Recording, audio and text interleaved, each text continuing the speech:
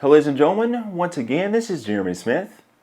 I have a confession to make, guys.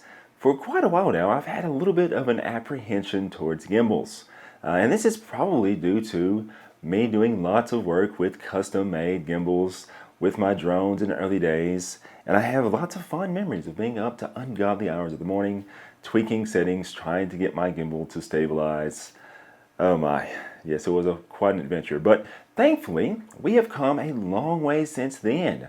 And today, I'd like to show you guys a product Zhiyun sent over, their brand new Cinepeer Weebil 3E. And this gimbal is fairly small and lightweight. It's much, much easier to work with. Thank goodness it is way easier to work with than all the gimbals I used to build for my drones in the past. And this one is fairly easy to balance. Now guys, as is often the case, Zhiyun, they have sent over this product for me to review, and I do get to keep it, but I'm not really obliged to say anything particular about it. So yeah, there's that. But yeah, this has been a very, very easy to work with gimbal so far. I am, of course, going to be doing a lot more work with this as time goes on. I need to get up to speed again with all my gimbal work. I'm not the best gimbal operator, but hopefully in a little bit I'll be up to speed again. Now guys, if you'd like to actually purchase this product, I'll go ahead and put some links in the description below. And anyways, in the meantime, let's go ahead and take a closer look at the new Weebil 3E. Taking a closer look at the Zhiyun Weebil 3E, you guys will notice that it's a fairly compact gimbal. Like most gimbals, it can get a little bit heavy, and that's just inevitable whenever you start talking about putting a lot of weight at the top of something and having to hold it like this. Now, they do make a wrist brace that you can get. They don't sell that as part of a kit, but it is an optional accessory that you can purchase. And if you're going to be using this gimbal a lot, I would definitely recommend getting it. It does, however, have an included little tripod base here, which is nice if you're going to set your gimbal down. That works out very, very well there. Basically, that accessory attaches via a 1/4-20 screw on the bottom here. So just like this included accessory, that wrist grip would also attach via the same mounting screws as well. Now, in looking at this gimbal and playing with it for quite some time, one thing that I noticed, and even in doing research on it myself, one thing I noticed is that no one's really talking about the interface with this. I'm using my Sony a6700 currently, and you guys will notice that there is a USB-C cable plugged into the side of the gimbal, and that USB-C cable basically allows you to have some control of the camera via the gimbal. And so what happens with that is, on the front here, there is a programmable dial. Now, currently I have this dial set to be the ISO. I tend to set the aperture to something and kind of leave it there, and set the shutter speed and leave it there, and I kind of tend to just let the ISO, or just rather adjust the ISO to affect my exposure.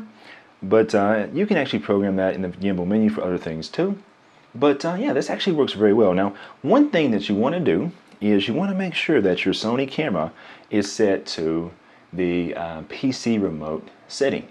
Now, on an a6700, since it's a newer Sony camera, as soon as you plug something in via USB, this camera automatically takes you to a screen that asks you what type of device you're connecting to. And you can make that choice on screen immediately. So it makes it a bit easier. On older Sony cameras, you just have to go into the menu and manually set that. Now, on this particular, in this particular case, with the newer Sony camera, that screen that asks you to connect, or to choose the connection type rather, doesn't stay very long. So let me show you guys something that I noticed here. Okay, so we're going to go ahead and unlock all the axes. Now on this gimbal does not automatically unlock axes whenever it's turned on, and that's cool to have on a lot of gimbals, but at this price point, I can't fault this unit for not offering that feature. So yeah, we can go in here and we just basically unlock this. Now, you guys are probably not going to be able to tell right now, but this gimbal actually is balanced. It's kind of hard to film all this, but it is balanced right now. So I've got this unlocked. Now, the one thing that I noticed is it's going to be much better to actually turn the gimbal on first if you're using that connection. So I'm going to go ahead and power the gimbal on. You guys can see it power on there.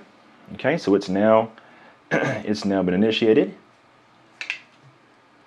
So you guys can see that we're stabilizing at this time. Okay, so now I'm going to go ahead and power on my camera. It's really hard filming a gimbal, by the way. Okay, so we'll turn it on. It gives us that screen. We want to quickly go ahead and set everything.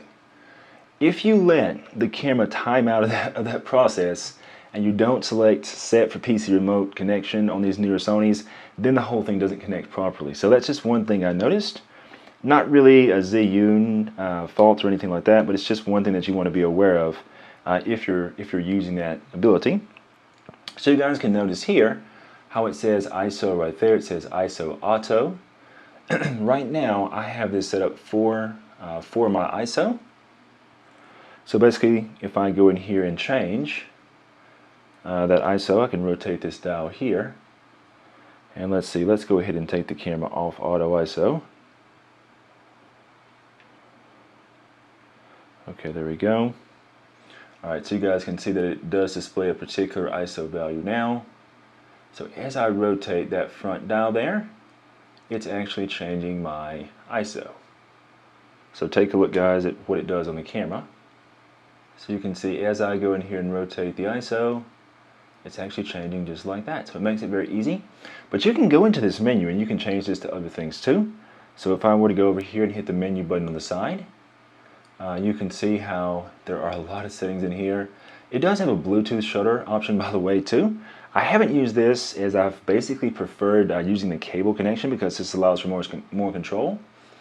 But yes, whenever you go in here and go to something like wheel function, you can see I have it set to ISO, but you can also change other camera parameters as well. Like you could change your shutter speed or your aperture.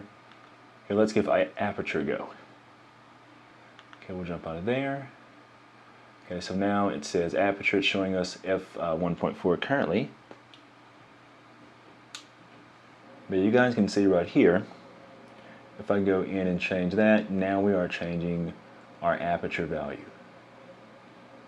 So that's where we are there. So you can see it's changed between that.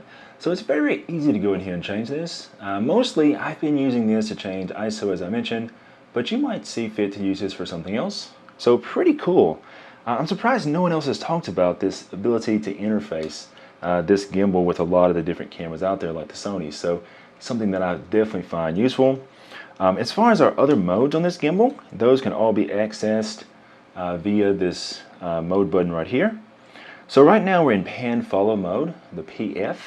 So that means that whenever I go, and by the way, that is my preferred method of using a gimbal, because pan follow lets us basically rotate the camera here and the panning kind of just follows us, just like it says. So it kind of like stabilizes it that way. We can then go in here and we can move the camera up and down.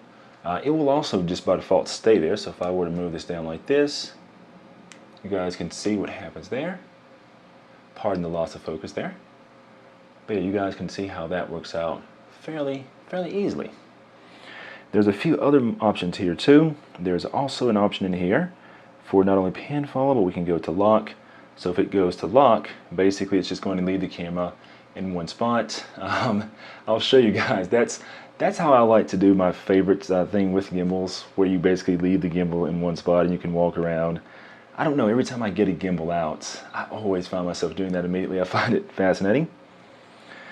Okay, so you can also go into follow mode. So on follow, as you move the gimbal up or down, or if you rotate it back and forth, if you pan back and forth, it will just simply follow and stabilize your motion and basically leave the camera in one fixed position. And if we go one more, we're back to pan follow. Now there's also a trigger button here on the gimbal that I'll show you guys. Okay, so this trigger right here, this allows you to do a few different things. If you want to do the whole selfie sort of thing, you can actually go in here and you can tap the trigger 3 times, 1, 2, 3, and it will whip around like this, and now it's going to do your whole selfie style.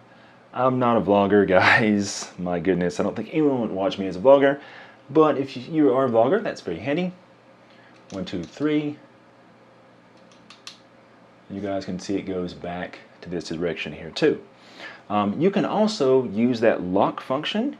So if you tap it once, that allows the camera to stay in one position. So if you move the gimbal around, the camera is going to stay right there.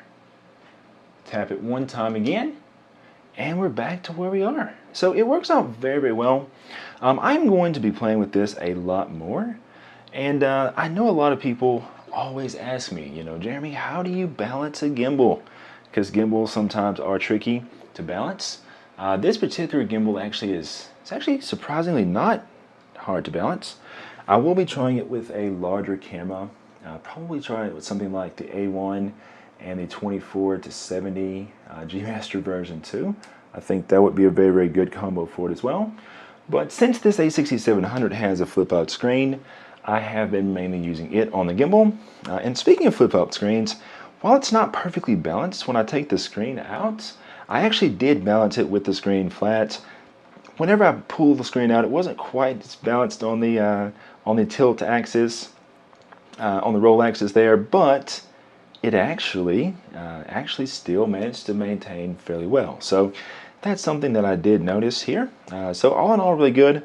You can also do vertical shooting with this gimbal too. I haven't tried that yet. I'm not really a big vertical video guy, but I may give that a go at some point too. Definitely write me in the comments and let me know what else you guys would like to see regarding this gimbal.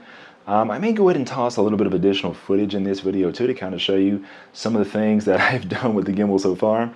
I am definitely not a very, very skilled gimbal operator, but I think that's actually saying quite a lot about the product. You know, if I can get some relatively good looking footage out of it, then anyone can. And of course, I will continue to practice with this. And as I mentioned, guys, write me in the comments below. And don't forget to subscribe to the channel. There will definitely be a lot more updates about this product, as well as others coming very soon. Until next time, this is Jeremy Smith, signing off.